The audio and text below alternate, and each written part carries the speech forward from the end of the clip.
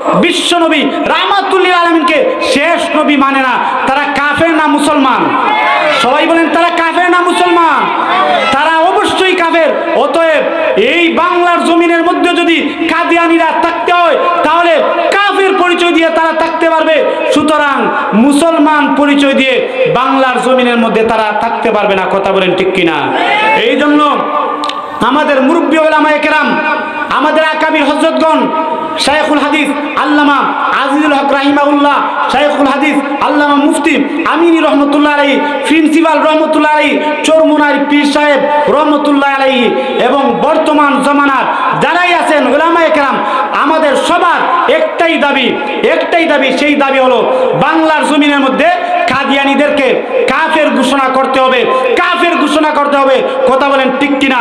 যারাই আগামী দিনে ক্ষমতায় যাবেন তাদের কানের মধ্যে পৌঁছায় দিতে চাই, আপনারা যখন সংসদের মধ্যে যাবেন সংসদের মধ্যে আইন করতে হবে কাদিয়ানীরা কাফের, কাদিয়ানীরা কাফের। কথা বলেন ঠিক কিনা?